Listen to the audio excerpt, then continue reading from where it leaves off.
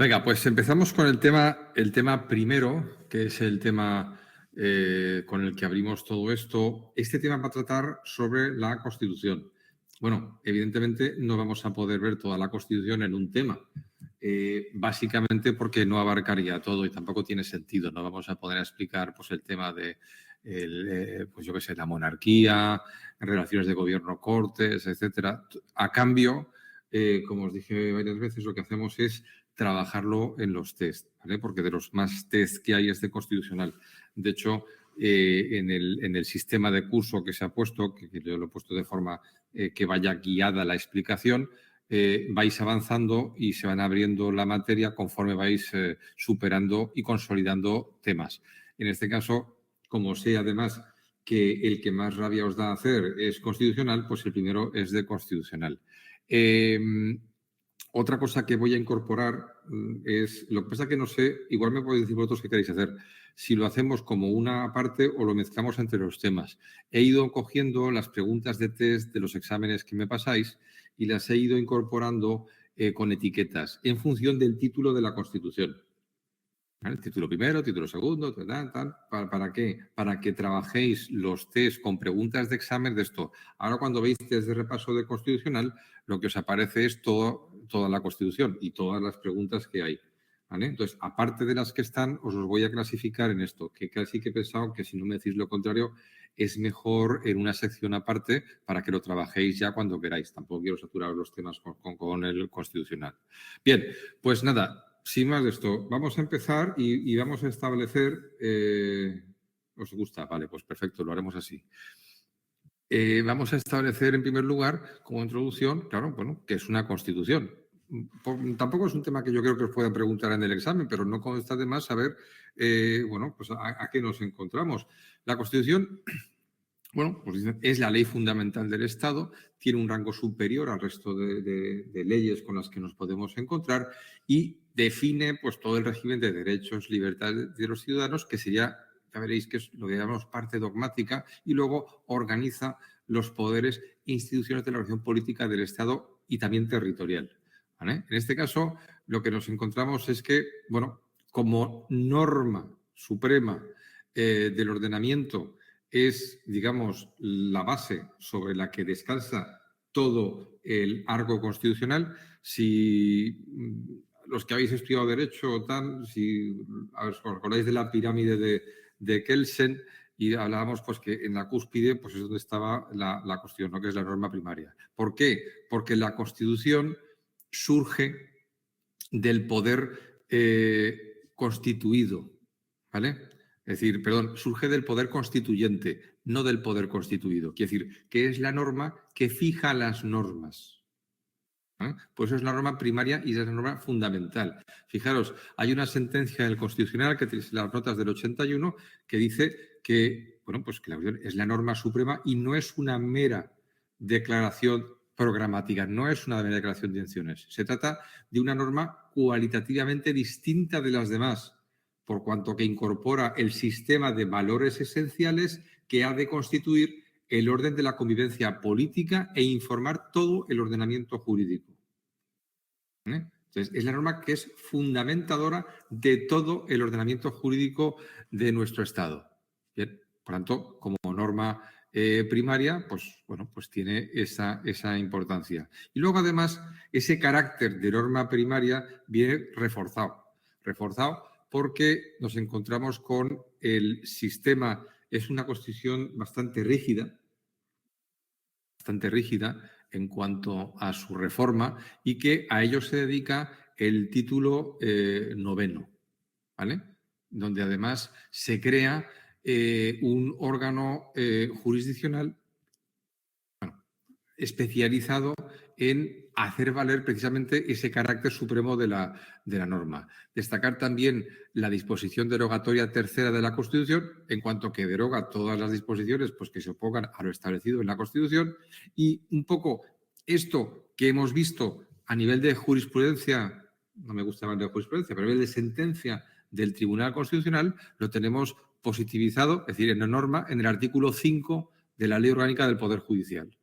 Es decir, todo esto que os he explicado hasta ahora se plasma en que la Constitución es la norma suprema del ordenamiento jurídico, vincula a jueces y tribunales, quienes van a interpretar y aplicar las leyes y los reglamentos según lo establecido en las normas y los principios constitucionales, ¿vale? Y conforme, además, a la interpretación que de los mismos resulte de las resoluciones que dicte el Tribunal Constitucional en todo tipo de procesos, ¿vale? Por lo tanto, yo creo que el carácter de la Constitución dentro de nuestro esquema normativo, bueno, queda muy reflejado en este artículo 5, a veces nos vamos a sentencias y doctrina, pero realmente ahí se resumiría todo.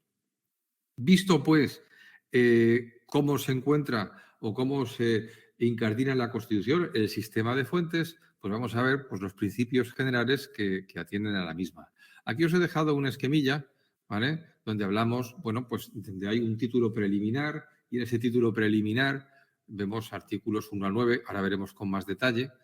Evidentemente es donde se establece todo el fundamento primero de esa Constitución y que nos interesa sobremanera el artículo 9, ¿vale? Porque es, digamos, el que tenemos que sabernos de memoria. Para que luego lo estudiéis, bueno, pues un poco lo desgranamos aquí, ¿vale?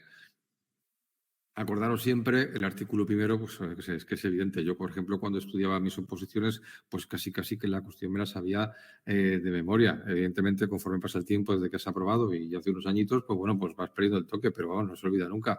Acordaros siempre lo del Estado social y democrático de derecho y luego los valores superiores del ordenamiento jurídico.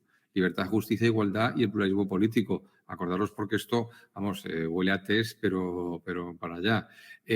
Soberanía reside en el pueblo español, ¿vale? Es de ese pueblo, ese poder constituyente del que emanan los poderes del Estado, ¿vale? La fórmula política va a ser la monarquía parlamentaria y luego ya acordaros que la base o el sustrato constitucional es la indisoluble unidad de la nación española, ¿vale? Patria común e indivisible y que, digamos, lo que hace que se engrase todo este sistema es los principios de solidaridad entre las nacionalidades y regiones que la integran, ¿vale?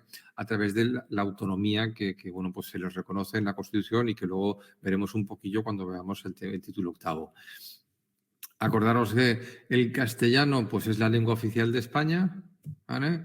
Luego acordaros también del artículo 4, bueno, la bandera, el artículo 5, yo le llamo que es el artículo de la caña, que dice la capital del Estado es la Villa de Madrid, creo que es el artículo que más fácil se aprende uno de la Constitución. En el 6 están los partidos políticos, ¿vale? En el 7 hablamos de sindicatos y asociaciones empresariales, en el 8 habla de las Fuerzas Armadas y el artículo 9, que es a donde hay que llegar, pues primero lo veremos sobre todo cuando estudiemos esto en profundidad en el tema siguiente. Hablamos de que los ciudadanos y los poderes públicos están sujetos a la Constitución y al resto del ordenamiento jurídico. Acordaros de, lo veremos, esa vinculación positiva, ¿vale? Y luego la esencia, ¿no?, del Estado social cuando nos encontramos con el 9.2, ¿no? Dice, corresponde a los poderes públicos promover las condiciones para que la libertad y la igualdad del individuo y de los grupos en la que sean reales y efectivas, remover los obstáculos que impidan o dificulten su plenitud y facilitar la participación de los ciudadanos en la vida política, económica, cultural y social. Es decir, ahí lo que marca es la posición, digamos, activa, ¿vale?, de los poderes públicos, no es meramente pues, pasiva, ¿no?, sino que tiene que remover los obstáculos que impidan o dificulten, en este caso, para que el individuo y sus grupos, en condiciones de libertad e igualdad, ¿no?, puedan ejercer esos derechos, ¿no?, en la vida política, económica, cultural y social. Es importante. Y luego también, aquí ya, ¿no?, el 9.3, ¿no?, la Constitución garantiza el principio de legalidad, de jerarquía normativa, de publicidad de las normas, de retroactividad de las disposiciones sancionadoras no favorables o restrictivas de los derechos individuales, la seguridad jurídica, la responsabilidad y la interdicción, es decir, la prohibición de la arbitrariedad de los poderes públicos. Hablaremos largo y tendido de la interdicción de la arbitrariedad en cuanto a que es el punto en el cual nos vamos cuando no somos, en cuanto al tema de la discrecionalidad. Es decir, se puede ser discrecional, pero el límite es la arbitrariedad. ¿Y cuándo se es arbitrario? Pues es arbitrario cuando no se sabe porque, a ver, o se sabe cuando es ilegal, pero en principio cuando no se puede saber. ¿Y cómo se sabe? A través del procedimiento, cómo la Administración ha formado su voluntad a la hora de emitir o dictar un acto administrativo. Por eso este principio, este artículo 9.1 y este artículo 9.3 en lo que vamos a estudiar nosotros, bueno, pues es fundamental. Y evidentemente, pues de todo esto que os he dicho, aparte del artículo 5, que bueno, es un poco de chanza, pero que el artículo 9 tenéis que saberoslo de memoria. El 9 junto con el artículo 103. Vamos a ver, pues, ahora un poco la estructura de la Constitución. Vamos a hacer un esquema donde, bueno, veamos un poco cómo se articula para que cuando os lo estudiéis, os lo imprimáis y entonces, bueno, pues tengamos claro dónde estamos en cada momento en la Constitución. Y nos vamos a encontrar con que, en primer lugar, para los test, hay 169 artículos. Hay un preámbulo. Acordaros que en el preámbulo también a veces es objeto de preguntas en los test. Primero, se encuentra fuera del articulado, es, digamos, el pórtico de la Constitución, pero no tiene fuerza obligatoria. No está dentro de la Constitución, al ser una declaración de intenciones. ¿Vale? Entramos en la parte dogmática de la Constitución. Y en la parte dogmática vamos a ver el título preliminar, ¿vale? Y el título primero de los derechos y de los deberes fundamentales. Luego ya vamos a ver la parte orgánica. Os dije, fundamentalmente las constituciones, y tampoco esta es una excepción, tienen una parte donde fijan una serie de derechos, deberes, valores, en los cuales pues, es el principio que va a inspirar la actuación de esos poderes, y luego cómo se organiza política y territorialmente el Estado. Entonces, en esta parte orgánica vamos a encontrarnos, yo digo siempre, mirad, el título 2, es decir, jefe del Estado, la corona. 3, pues ya van las Cortes. El 4, pues el gobierno y la administración. 5, pues va a haber las relaciones entre el gobierno y las Cortes, ¿vale? Porque el rey es intocable. Se pelean, sexto, poder judicial. ¿Y por qué se pelean? Se pelean por el dinero, título séptimo, economía y hacienda, o se pelean por el tema de competencias y territorio, título octavo. ¿Vale? Dice, ¿y quién resuelve cuando ya estas peleas nos llegamos aquí? Pues con el Tribunal Constitucional. ¿Eh? Luego nos encontraríamos con el último bloque, que sería el tema de la reforma constitucional. La reforma constitucional, que es el título 10, donde planteaba. Acordaros que siempre, cuando hablamos de la Constitución, pues es una Constitución que es bastante difícil en la parte, digamos, esencial de modificar. Por otro lado, la Constitución, y habéis visto, son 169 artículos, bueno, acabo el esquemilla, son 4 disposiciones adicionales, 9 transitorias, una derogatoria, que es la que hemos visto en la introducción del tema, y luego una disposición final. Lo que os decía es que, ya lo veremos, la Constitución se plantea, son 169 artículos y establece luego lo que se llama el bloque de constitucionalidad, que estará formado por las leyes orgánicas. ¿Vale? Luego entraremos un poco a ver todo esto. Quiere decir que luego es una Constitución que es muy difícil de reformar. También es verdad, bueno, y aquí ya es mi opinión, porque es una cuestión que llega a acuerdos en temas que son esenciales, pero que luego a través de leyes orgánicas que requieren pues, una mayoría absoluta, como luego veremos, se permite, pues bueno, que casi que a veces que le demos una vuelta al calcetín. Veremos, por ejemplo, donde el artículo 140, cuando fija la elección de los alcaldes, que a veces, cada vez que hay elecciones, llegamos un poco aquí de tal y veremos que es cambiar la ley orgánica, no hay que cambiar la Constitución para cambiar el sistema de elección de los alcaldes. Bien. Entrando un poco al desarrollo de esto, en lo que es parte dogmática, teníamos ese título preliminar, artículos 1 a 9, tenemos el título primero, derechos y deberes fundamentales, acordaros que está en el capítulo 1, artículos 11 y 13, el capítulo 2, derechos y libertades, artículos 14 a 38, recordad ya, título primero, capítulo segundo, sección primera, derechos fundamentales y libertades públicas, artículos 15 a 29, ya notamos que entre los derechos fundamentales no está el 14. ¿Vale? Recordemos esto. La sección segunda, derechos y deberes ciudadanos, artículos 30 a 31. ¿vale? Y luego estaría el capítulo tercero, que son los principios rectores de la política económica y social.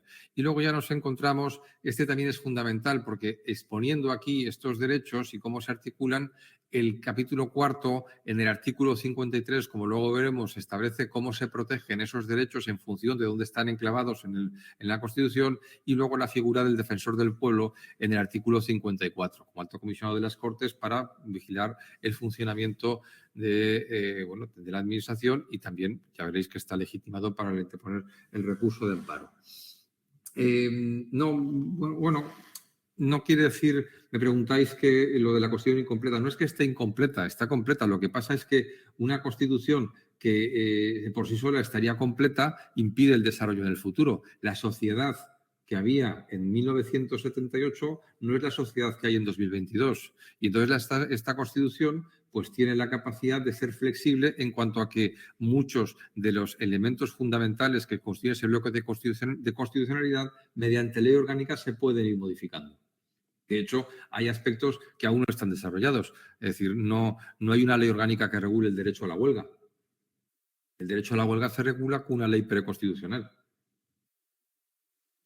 acuerdo? Quiere decir que es ahí cuando se va desarrollando.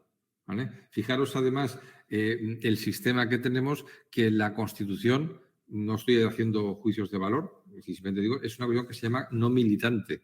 Es decir, ¿qué significa que no es militante? Significa que incluso admite que fuerzas políticas que quieran, bueno, pues acabar con el Estado como lo conocemos o con otra, o en esta forma de constitución, puedan existir. Esto no ocurre en otros países, ¿vale?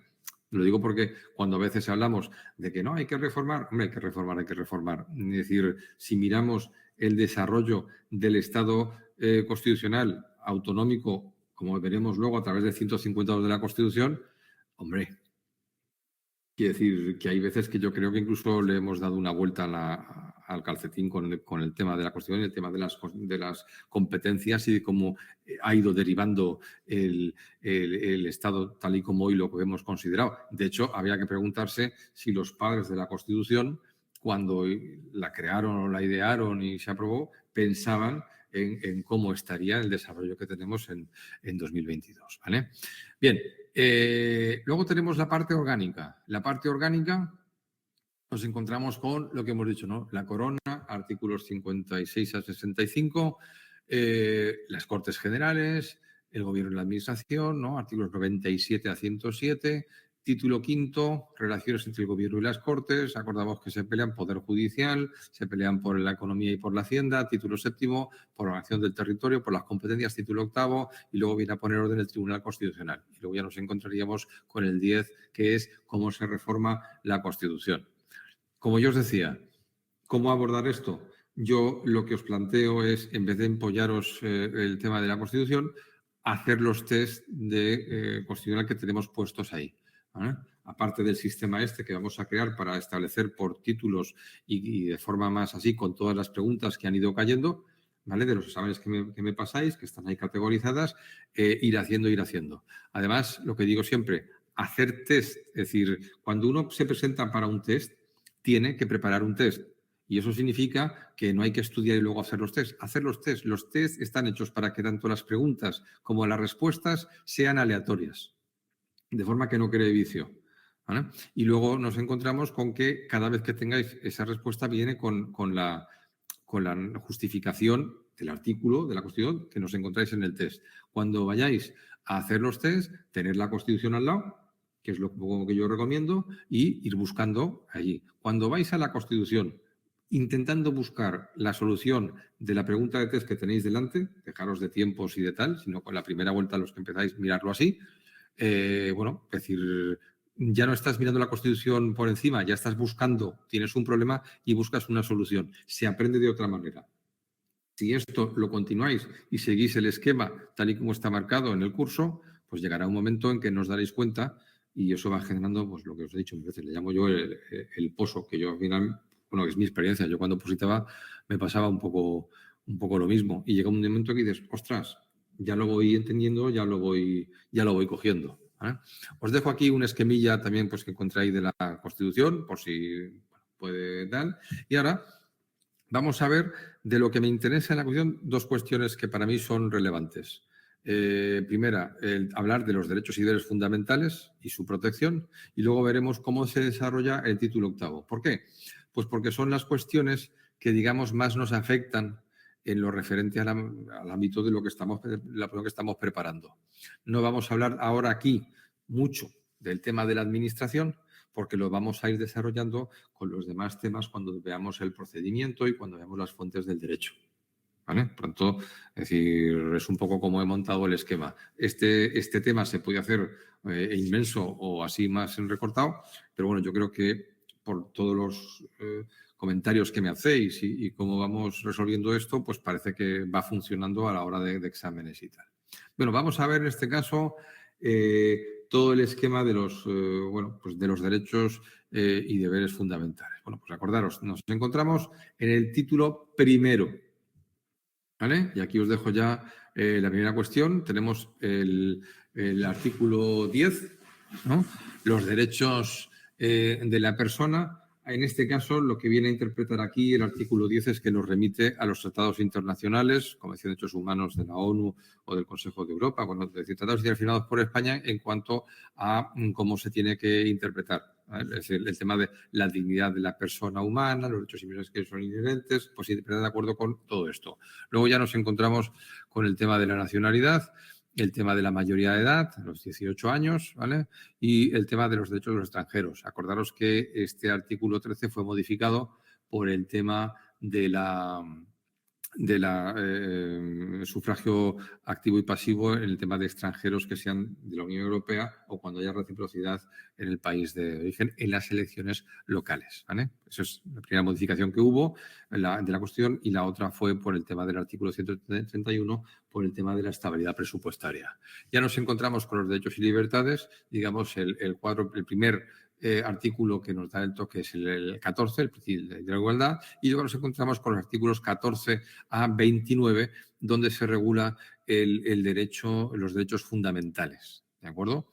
Es decir, evidentemente, pues son los más que no digo que nos tengamos que saber cómo funciona cada uno de ellos, ¿vale? Nos interesa el tema 18, en cuanto a que el artículo 18.4 es, digamos, el que desarrolla la Ley Orgánica 318, que lo tenéis en el tema 26 de protección de datos personales. ¿Vale? Ese teníamos que controlarlo. Luego ya, pues acordaros que vamos a ir viendo este en cuanto al 18 y, bueno, los demás, saber nombrarlos.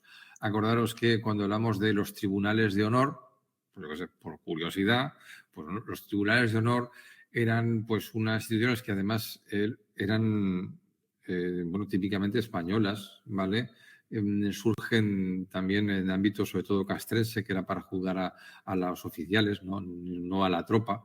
Luego se extiende la administración pública y los tribunales de honor pues quedaron básicamente en tribunales que hacían los a nivel de colegios, ¿vale? Y lo que se juzgaba era la idoneidad para pertenecer a ese cuerpo o a ese gremio, ¿vale? O a esta cuestión. Y esos tribunales de honor, pues bueno, pues evidentemente ya en la Constitución de la Segunda República ya fueron eliminados y bueno, pues están totalmente eliminados. El derecho de petición, que son un poco los que son así más de entender, lo tenéis en el artículo, una ley orgánica, ¿vale? Que se regula, que es la Ley Orgánica 4/2001, o sea que tampoco hace mucho que se reguló. Básicamente, el derecho de petición es el derecho que se tiene, el derecho fundamental, a ser, en este caso, hasta a plantear recursos y ser respondidos en el ámbito de las competencias de cualquier denominación destinataria o de un poder público del que sea destinatario, ¿vale? Y a ser atendido cuando no haya un procedimiento específico para atender esa cuestión. Quiere decir que cuando una administración es competente en algo, aunque no tenga un procedimiento establecido para resolver la petición que se le ha establecido, ¿vale? Le asiste al ciudadano a que obtenga respuesta. ¿Vale? Es decir, ahora, si ya hay un procedimiento, es decir, si yo pido, por ejemplo, una responsabilidad patrimonial y ya hay un procedimiento establecido por responsabilidad patrimonial, pues ya no cabe el derecho de petición. Pero es un derecho, digamos, que cierra el ordenamiento a los efectos de la participación de los interesados. ¿Vale? Tenéis, bueno, las referencias en en las notas de la ficha.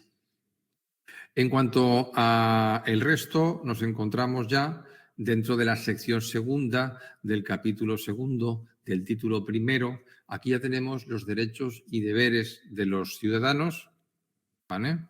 Tenéis aquí sección militar, sistema tributario, nos interesa para los temas financieros que tenemos, derecho a la propiedad, fundación, derecho al trabajo, colegios profesionales, convenios y conflictos profesionales, libertad de empresa, economía de mercado. Bien, y luego ya tenemos el capítulo tercero, donde establecen los principios rectores de la política económica y social, que van del artículo 39 al artículo 52. Nos interesa, hombre, que nos suenen dónde están para poder situarlos en el caso de un test. Eso nos interesa. Tenemos en el tema 24, pues el tema del derecho al medio ambiente, del artículo 45, del 46, Consejo del Patrimonio Artístico, y 47, vivienda y protección del suelo. ¿Vale? Bueno, tendremos un poco que tener un poco esto claro. Os dejo ahí unos enlaces, tanto a la Constitución como a la sinopsis de los artículos de la Constitución. Están muy bien explicados. Por lo tanto, si queréis o necesitáis profundizar en esto, le hacéis clic ahí en el enlace y lo podréis ver. Y luego ya, pues vamos a ver lo que a mí un poco más me interesa. ¿Por qué? Porque planteado todo esto, bueno, es decir, ¿y qué más da que esté en la sección primera, en la sección segunda del capítulo segundo, título primero, que esté en el capítulo tercero, que esté en la sección segunda del capítulo segundo? Pues bueno, porque según donde esos derechos y libertades queden encuadrados, tendrán un mayor o menor grado de protección. Fijaros, y esto lo tenemos marcado en el artículo 53. En primer lugar, el artículo dice establecer relaciones que los derechos y libertades reconocidos en el capítulo segundo, ¿vale? Es decir, artículos 14 a 38, vinculan a todos los poderes públicos y a solo por ley, que deberá respetar su contenido esencial, podrá regularse el ejercicio de tales derechos y obligaciones que se estén de acuerdo con el 161.1 letra A, ¿vale? Que esto es el recurso de inconstitucionalidad. Luego, además, se establece ya en el punto 2, cualquier ciudadano podrá recabar tutela de libertades y derechos reconocidos en el artículo 14, ya sección primera del capítulo segundo, ante los tribunales ordinarios por un procedimiento basado en los principios de preferencia y sumariedad, y en su caso a través del recurso de amparo ante el Tribunal Constitucional, que además abarca la objeción de conciencia del artículo 30. Claro, cuando hablamos de esta segunda barrida, dice, primera, todo el capítulo segundo hay reservas de ley. Pero dentro de ese capítulo segundo hay unos que son los fundamentales, incluido el artículo 14, porque la sección primera del capítulo segundo son artículos 15 a 29. ¿Vale? Y aquí la defensa es a través de dos vías. La vía primera es ante los tribunales ordinarios.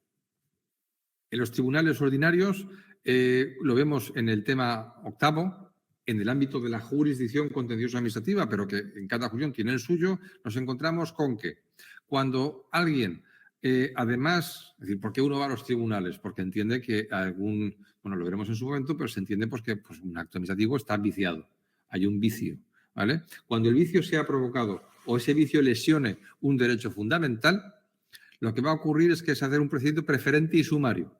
¿Qué significa esto? Que le ponemos a ese caso una sirena y decimos, es un hecho fundamental y este pasa por delante de todos. ¿Vale? Insisto, lo veremos cuando lleguemos al tema 8. Bueno, pues pasa por delante de todos para que sea juzgado de esta manera. Y además de esto, nos encontramos con que en todo caso se puede plantear recurso de amparo ante el Tribunal Constitucional. Luego veremos esto. Por lo tanto, luego nos veremos lo que es el recurso de inconstitucionalidad y el recurso de amparo. Que además se extiende también el recurso de amparo, no el procedimiento preferente y sumario, para la objeción de conciencia. Porque la objeción de conciencia está en el artículo 30 y acordaros que estamos ya fuera, estamos dentro de la sección segunda. ¿Vale? Por lo tanto, es importante que cuando estudiéis tengáis el esquemilla ese Yo os he puesto el título preliminar, perdón, del título primero, claro. ¿Vale? Y luego nos encontramos con una segunda o una tercera vía. La tercera vía es el tema del reconocimiento y respeto de lo que es el capítulo tercero. Estos del capítulo tercero, básicamente, digamos, es el menor grado de protección. Lo que hacen es que informarán la legislación positiva, la práctica judicial y la actuación de los poderes públicos, pero solo podrán ser alegados ante la jurisdicción ordinaria de acuerdo con lo que dispongan las leyes que lo desarrollen. ¿Vale? Es decir, no hay un recurso de amparo, no hay un recurso directo porque no esté de acuerdo pues, con el tema del derecho a la vivienda o derecho al medio ambiente. Evidentemente, lo que establecen estos artículos tendrá que ser objeto de desarrollo. ¿Vale? Y luego, además, hay una cuestión que viene marcada por lo que hablamos de los derechos fundamentales. Dice en este caso que los derechos fundamentales serán desarrollados, además, por leyes orgánicas. ¿Vale? Y esto lo tenemos en el artículo 81. Dice el artículo 81, ¿son leyes orgánicas las relativas al desarrollo de los derechos fundamentales y libertades públicas? ¿Vale? Es decir, ¿cuáles son? Pues lo que hemos dicho, artículos 15 a 29. Las que aprueben estatuto de autonomía, el régimen electoral y demás previstas en la Constitución. Y la aprobación o modificación o derogación de leyes orgánicas exigirá mayoría absoluta en votación final sobre el conjunto del proyecto. Mayoría absoluta del Congreso.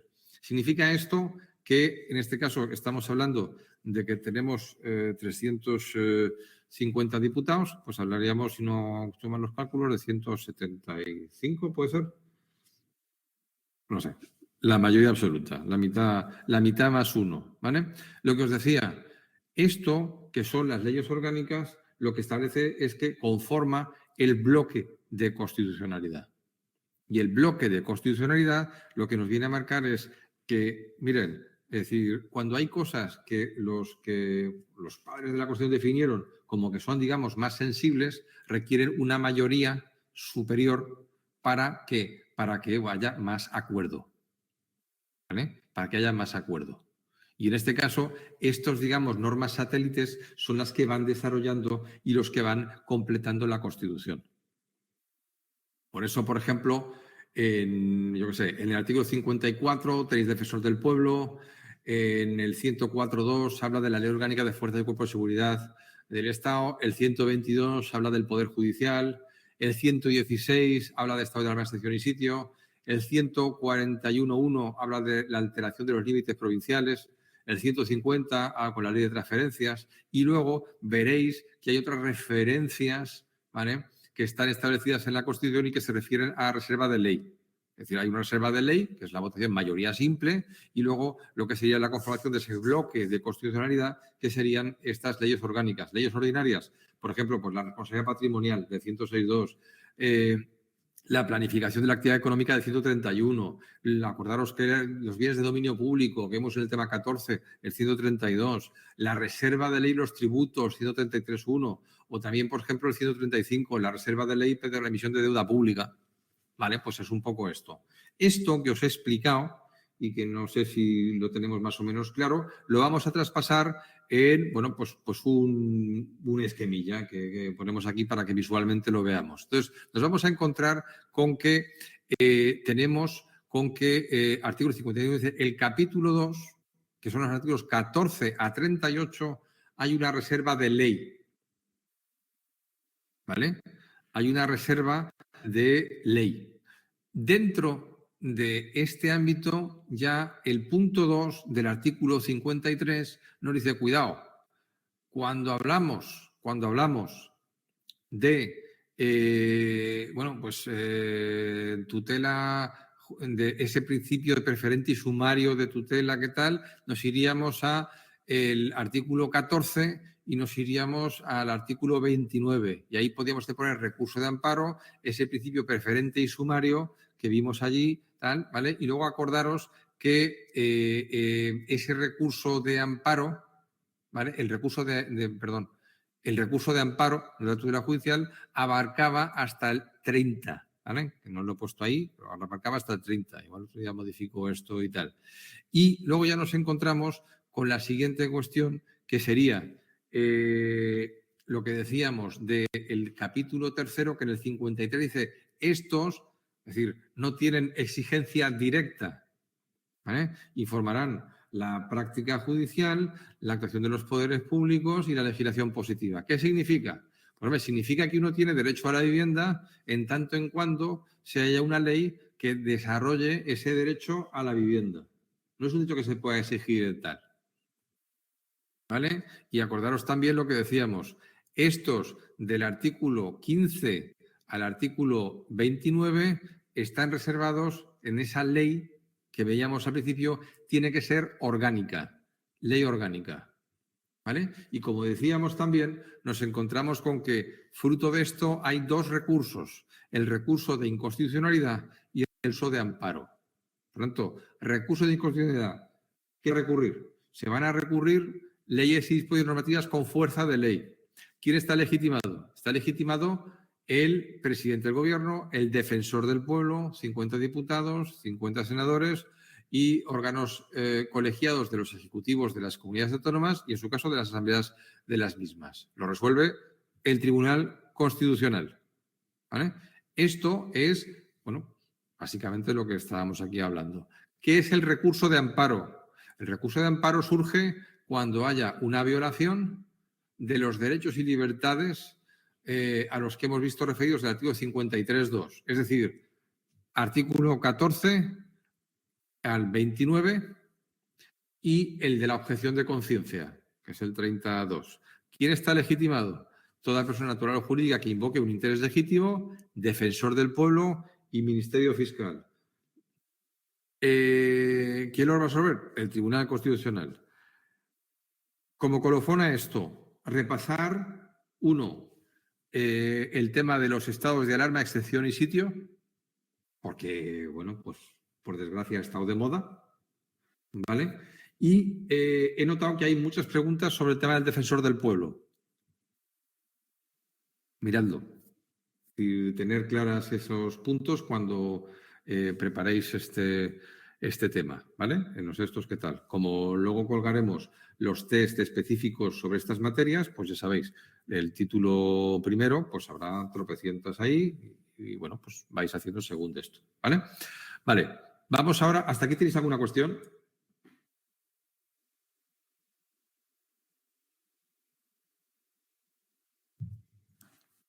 Perfecto. Bueno, pues vamos ahora a ver la administración en la Constitución, ¿vale? Que es el otro bloque que yo quería señalar. Vale. Bueno, pues acordaros que nos tenemos dentro de todo esto, pues quedaba regulado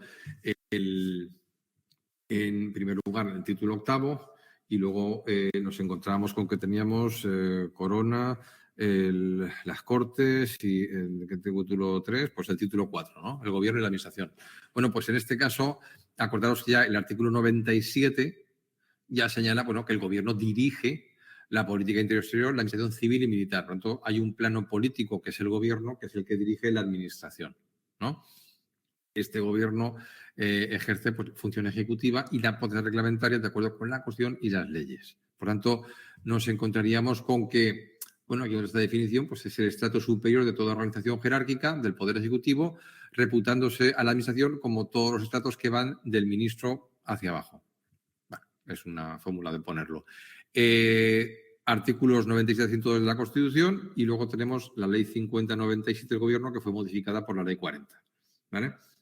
Nosotros en la Ley 40 la vemos muy tangencialmente porque en el ámbito local tampoco la suelen preguntar, es decir, también tenemos que medir los esfuerzos, ¿no? Es decir, dónde nos metemos para... Si nos ponen una ley donde hablan de secretario, una pregunta de test donde nos habla de secretarios de Estado, pues chico, mala suerte. Es decir, pero no sé si merece la pena empollarnos todo eso, ¿vale? De la Ley 40 para un examen de 50 preguntas donde puede caer una o ninguna. ¿Vale? O de 80, yo qué sé, es un decir. Bien, el siguiente artículo que nos interesa, que ya es cuando entramos aquí, es donde se encierra todo el ámbito, ¿no? El carácter vicario de la administración. La administración sirve con objetividad a los intereses generales, ¿vale? Bajo los principios de eficacia, jerarquía, descentralización, desconcentración y coordinación, con sometimiento pleno acordaros que esto está relacionado con el artículo 9.1, a la ley y al derecho. ¿Vale? Por lo tanto, bueno, este artículo 103.1 de memoria, porque además es el artículo que como futuros funcionarios o como funcionarios que estamos ya, pues tenemos que establecer el carácter de servicio público, de desinterés general, y que luego veremos que esto se plasma en todo lo que es la relación jurídico-administrativa entre el ciudadano y la administración. ¿Y qué viene marcada? ¿Por qué? Pues porque frente al interés general en particular se contrapone el interés general. Y eso hace que la administración actúe a través de privilegios, prerrogativas y exorbitancias, ¿vale?, que le dan una posición de superioridad respecto al interesado. Pero ¿con qué límite? Con sometimiento pleno a la ley y al derecho. Y siempre respetando esos intereses generales. La ley, fijaros que hemos visto, ¿qué ley? Una ley ordinaria, ¿vale? Pero esa reserva de ley. La ley regulará el Estatuto de los Funcionarios Públicos, el acceso a la función pública, de acuerdo a los principios de mérito y capacidad. Acordaros que capacidad se refiere a oposiciones, mérito se refiere a concurso. ¿Vale? Las peculiaridades de la sindicación, sistema de incompatibilidades y las garantías para la imparcialidad en el ejercicio de sus funciones. Artículo que tenemos que ver, porque esto que se hace pues a través del texto refundido del EBEP y los artículos que correspondan, pues tanto del texto refundido del régimen local como de la ley de bases del régimen local. Lo iremos viendo, pero bueno, en principio, a lo que aquí nos interesa ahora, tenemos que tener claro el artículo 103.1, que es el que nos marca, digamos que es el faro que va a guiar todo esto y tal. Entrando en estos aspectos ya más de título octavo, vamos a ver los estatutos de autonomía. ¿Por qué? Por entender básicamente el sistema de fuentes, en cuanto a que ese sistema de fuentes de donde van a emanar las normas son los que nos va a aplicar la normativa que tenemos que aplicar. Por ejemplo, vamos a encontrar nosotros con temas, pues esto, en materia de régimen local, en materia de función pública, y sobre todo en materia pues, de urbanismo, ¿no? Entonces, en primer lugar, los estatutos son la norma institucional básica de cada comunidad autónoma y el Estado pues, lo reconocerá como parte integrante del ordenamiento jurídico. Hombre, tan integrante es que ya hemos visto el artículo 81, que es una ley orgánica, un estatuto de autonomía.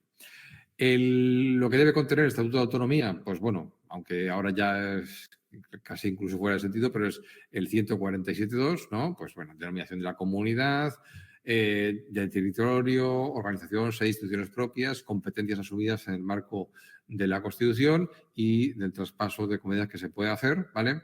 Y, bueno, pues la reforma del estatuto se ajustará al procedimiento establecido en los mismos y, evidentemente, si para crearlos era falta ley orgánica, pues para poder modificarlos, pues ley orgánica también. Por otro lado, régimen de competencias, que es a lo que vamos. A ver, me preguntáis, lo confundo con algunos que dice también publicidad. ¿Sabéis dónde puede apuntarlo?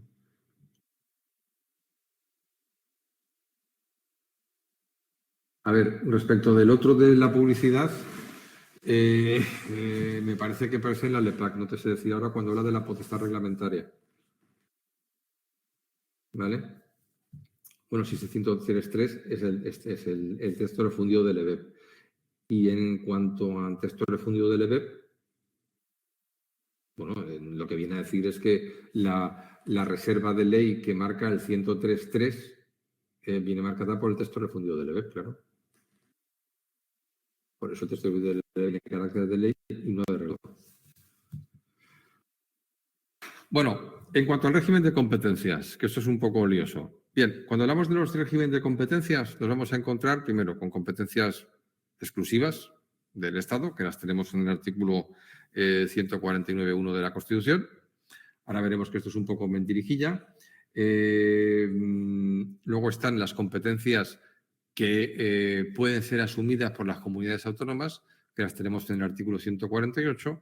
Y luego tenemos las demás competencias que puedan ser asumidas por la cláusula residual del 149.3 o a través de leyes de transferencias o delegación del 152 de la misma. Esto, los que estudian constitucional le llaman un sistema de triple lista. ¿Vale? Vamos a ver un poquillo todo esto. Para entender esto de las competencias tenemos que dividir entre competencia, potestad y facultad. La potestad, esto lo vemos también cuando vemos todo esto. La potestad es una situación de poder que habilita a su titular para imponer conductas a terceros mediante constitución, modificación o extinción de relaciones jurídicas o del estado material de cosas existentes. Eso sería un poco una potestad, ¿no? La potestad sancionadora, tributaria, la de planificación, ¿vale? Un poco pues todo esto y tal. Claro, el Estado tiene más, ¿vale? Bueno, pues, pero lo que ocurre es que nos encontramos con que, bueno, pues visto esto que hemos hallado, porque primero, acordaros que también es importante, esto se me había decirlo antes. A ver, el artículo 149 habla de las competencias exclusivas del Estado. El 148 no son las competencias de las comunidades autónomas. El artículo 149.1.18 son las competencias que puede asumir una comunidad autónoma si las recoge en su estatuto de autonomía. Es decir, el 148 es un menú. ¿Vale? Y de ese menú cogerán. Las competencias de cada comunidad autónoma no están en la Constitución, están en su estatuto. ¿Vale? Y en este caso nos encontramos que, claro, aunque dice el 149.18 que son competencias exclusivas, es un poco mentirijilla, no son exclusivas. ¿Por qué? Porque nos vamos a encontrar con que hay algunas en las cuales vamos a tener el juego que son legislación básica, legislación de desarrollo e incluso mera ejecución. Es decir, la competencia que era la titularidad de una facultad o una potestad sobre una materia en concreta. La materia es el objeto de la competencia, seguridad social, régimen aduanero, y la facultad es la parte concreta de la competencia que se ejerce. Y puede haber varias potestades. Es decir, en materia de urbanismo o en materia, por ejemplo, de administración pública, pues nos podemos encontrar que el Estado le corresponde la legislación básica, la competencia es la misma, y el desarrollo le corresponde a las comunidades autónomas. ¿Vale? Por eso decía que, viendo aquí el ejemplillo, pues nos encontramos con que, claro, competencia exclusiva en las siguientes materias. Vamos a ver, es decir, hay algunas que sí. Hay algunas que sí. ¿Vale? Nacionalidad, inmigración, extranjería, derecho de asilo, defensa, fuerzas armadas. Estas son así. Pero luego nos encontramos con que hay otras donde dice legislación básica y ejecución de la sociedad sin perjuicio de la ejecución de sus servicios por las comunidades autónomas. Es una competencia de, bueno, pues de ejecución. ¿Vale? Es decir, ¿la facultad cuál es? Es decir, ¿la competencia la ejerce el Estado de forma plena? No. Legislación básica, el desarrollo y la ejecución que le corresponde a las comunidades autónomas. ¿Vale? Es decir, bases del régimen de administraciones públicas, el 18. ¿Qué le corresponde a las comunidades autónomas? El desarrollo. Por eso nosotros, por ejemplo, en la Comunidad Valenciana, pues nos encontramos con que tenemos la legislación básica, sería, pues en este caso, la ley reguladora de las bases del régimen local, y luego la 8/2010, que es la del régimen local valenciana. ¿Vale? Es decir, las básicas de protección del medio ambiente, sin perjuicio de las facultades que tenga, pues, bueno, en este caso, la comunidad autónoma, o las bases del régimen minero y energético, ¿vale? Es un poco entender un poco todo ese juego, sobre todo porque nosotros, que el que tenemos que aprenderos aquí de todos es el 149.1.18, pues bueno, pues tendremos que ver un poco eso. Esto nos lleva a que, bueno, pues haya competencias exclusivas, es decir, son aquellas en las que todas las facultades las aglutina el Estado, ¿vale? Por ejemplo, pues el uso horario. Pues el uso horario es del Estado. Tú deja aquí que toquen el uso horario las comunidades autónomas y cuando las que en Galicia tienen un horario y en Mallorca, en la Comunidad Balear, pues tienen otro. ¿Vale? Bueno, pues un poco así. Luego está competencias que son compartidas.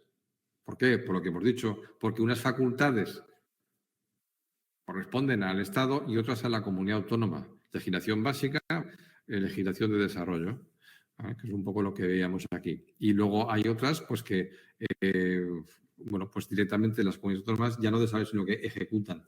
¿En el marco de qué? De la normativa fijada por el Estado. Y luego hay algunas que son concurrentes, donde los dos entes tienen la misma posibilidad de regular sobre la materia.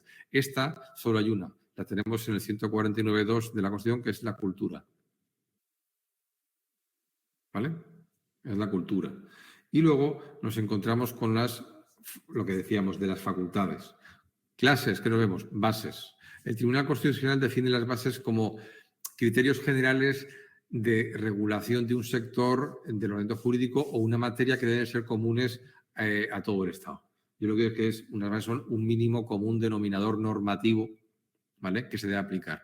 Respetando eso, bueno, pues ya tendríamos lo que es el desarrollo, ¿vale? A nivel positivo, ¿vale?, es decir, las bases establecerán los objetivos, fines y orientaciones generales para todo el Estado, exigidos por la unidad del Estado como tal y de la igualdad sustancial de todos sus miembros. Y con carácter negativo es el límite dentro del cual las comunidades pueden ejercerse. En cuanto a la legislación de desarrollo, pues es la que dicen las comunidades autónomas a partir de las bases fijadas por el Estado, ¿vale?, o la dictada por el propio Estado, mientras tanto no desarrollen las comunidades autónomas. Y luego ya nos encontraríamos con la facultad de ejecución, que allí ya estaríamos con una facultad que, bueno, en principio no sea normativa, no legislativa, ¿vale? Yo creo que es mejor, aunque el Tribunal Constitucional lo refiere así, donde únicamente, bueno, pues estarían algunos supuestos de reglamentos o de actos administrativos en ejecución de esa normativa anterior. Entramos ya en el último de esto del tema, ¿vale?, que es la administración local. Cuando hablamos de administración local dentro del título 8, partimos del principio de autonomía. El Estado se organiza territorialmente en municipios, en provincias y en comunidades autónomas que se constituyan. Todas estas entidades gozan de autonomía para la gestión de sus respectivos intereses. Nosotros lo veremos cuando vemos el tema 9. El municipio, ¿vale?, es la entidad básica de la organización territorial del Estado. Y además es incluso, iba a decir, casi anterior que el reino, o sea, que el propio Estado. Es decir, las comunidades van creciendo a través de la municipalidad. La gente vive junta y va creciendo, ¿vale? Nosotros, por ejemplo, en nuestro ámbito local estamos muy influenciados por la Reconquista, por lo que es la frontera del Duero, que era con los reinos, digamos, pues castellano-leoneses, ¿no?, con los anteriores, y por eso tenemos ahí donde núcleos de, por decir, la Reconquista significa que cuando se empezaba a presionar hacia abajo había que repoblar, y cuando se había que repoblar se iban datando a unidades, claro, aquello eran reinos, y aquí de democracia ninguna. Entonces, ¿qué hacían? Les daban fueros para que se pudieran asentar y una serie de privilegios para favorecer que la gente se fuera a trasladar a esas tierras que se acababan de reconquistar para repoblarlas. Por eso les daba cartas de Puebla para poblarlos, y se iban dando esas unidades, se iban dando privilegios acerca de un ámbito territorial, que era lo que se llamaba el alfoz, ¿vale? Y entonces esos privilegios iban viniendo y luego ya se iban poniendo unidades, comunidades de villa y tierra, donde además de lo que es el estatuto de los propios vecinos, iba conociendo el territorio. Lo que quiero deciros es que la autonomía, digamos, municipal tiene bases muy profundas en nuestro ámbito jurídico que datan de las partidas de tiempos inmemoriales, de cuando y que obedecen a la formación de nuestro país, tal y como hoy lo conocemos, a través de, bueno, pues ese aspecto de la Reconquista. Esto viene plasmado en la Constitución. Lo que quiero decir es que la autonomía municipal es algo que viene de la edad casi de los romanos, ¿vale? No viene de porque nos reconozca la propia Constitución. En el 140 es donde establece ya directamente en el ámbito de la Constitución, garantiza la autonomía de los municipios con personalidad jurídica plena. Acordaros una cosa. En la Constitución, en el 140, la personalidad jurídica es plena, mientras que en el 141 es propia. Personalidad jurídica propia. Y esto gusta mucho de poner en los test. Acordaros de esto tal. Provincia propia. Municipio plena. Pro. ¿Vale? Para acordaros, porque si una lástima, bueno, pues fallar esta pregunta en un test, ¿vale? Bien, pues una cosa es el municipio, ¿vale?, que es la administración, y el gobierno y administración corresponde a los ayuntamientos, ¿vale?, a los ayuntamientos o a los concejos. Primera cuestión que tenemos que hablar del artículo 140 es que la fórmula, la administración de un municipio puede hacerse de dos maneras. puede hacerse de dos maneras, a través de ayuntamiento y a través de concejo abierto. ¿Vale? Lo decía, hay otras formas tradicionales, comunidades de no sé qué, comunidades de villa y tierra, pero de lo que nos ha quedado es el régimen de ayuntamiento y el régimen de concejo abierto. Y fijaros aquí, dice, los ayuntamientos están integrados por alcaldes y concejales. Los concejales serán elegidos por vecinos mediante sufragio universal, igual, libre, secreto y directo. ¿Vale? De la forma establecida en la ley. ¿Qué ley? La ley orgánica. ¿Vale? Dice, los alcaldes serán elegidos por los concejales o por los vecinos. No establece cómo son elegidos los alcaldes. Es la ley orgánica lo que establece. Lo que quiero decir es que no hay que cambiar la Constitución para cambiar el régimen de elección del alcalde. Hay que cambiar la ley orgánica. ¿Vale? Y la ley regulará pues, cómo se procede con el Consejo Abierto. El Consejo Abierto es para municipios de menos de 100 habitantes, donde ahí no hace falta ni infraestructura casi administrativa. ¿De acuerdo? Esto es un poco lo que establece. ¿Qué señala en este caso el artículo 141? Pues lo que decíamos antes, que la provincia es una entidad con personalidad jurídica propia. Me decís, ¿qué diferencia hay entre propia y plena? Pues ninguna. Pues bueno, ninguna. Es decir, puesto aquí la ley, pues que lo tenemos que recordar por el tema de los test, ¿vale? Determinada por la agrupación de municipios y división territorial para el cumplimiento de las actividades del Estado. Dice, y otra cosa que es importante, la alteración de los límites provinciales requiere ley orgánica. ¿Vale? ¿Por qué requiere ley orgánica? Porque, como sabéis, la circunscripción electoral es la provincia. Una alteración de los límites provinciales alteraría la circunscripción electoral y, por tanto, la representatividad en Cortes. Como el artículo 81 ya nos decía que la ley orgánica requiere, que el régimen electoral requiere ley orgánica, bueno, pues si alteramos esto tiene que ser ley orgánica, ¿vale? Bueno, pues aquí hablamos de que la administración propia de la provincia es las diputaciones, ¿vale? Y luego también, bueno, se pueden crear agrupaciones de municipios diferentes de la provincia, ahí ya será la normativa de desarrollo del régimen local la que los establezca. Pues yo qué sé, tenemos aquí pues las comarcas, ¿cómo se llama en Cataluña? Ya lo diré. Cataluña tiene una propia, no me acuerdo. Eso, las veguerías, muy bien, ¿vale? En Cataluña tienen las veguerías, ¿vale? Bien, pues tiene así esto. Y luego también acordaros que en los archipiélagos Balear y Canario hay cabildos y consejos. En este caso, acordaros, los cabildos es en el archipiélago canario y los consejos, los consells, es en el Balear y es uno por cada isla. ¿De acuerdo? Y luego ya por último, acordaros que fruto de la autonomía local es el principio de suficiencia financiera. Suficiencia que no autonomía.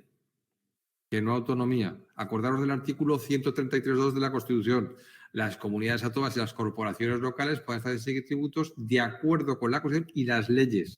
Luego es una ley la que va a permitir. En nuestro caso, pues el texto refundido de la ley reguladora de las haciendas locales. ¿Vale? Y habla de medios suficientes y habla de partición de los tributos del Estado y en los de las comunidades autónomas. Fijaros aquí, por ejemplo, que la partición del tributo del Estado pues está, evidentemente, es muy desarrollada, es una parte fundamental de la financiación local, pero que en las comunidades autónomas, pues bueno, pues nosotros, por ejemplo, no sé en las demás, pero en la comunidad autónoma estamos empezando ahora con el Fondo de Cooperación Autonómico local, que nos da dinero a través de transferencias incondicionadas. Claro, subvenciones sí, pero tal y como participación tampoco es que esté así establecido, ¿de acuerdo?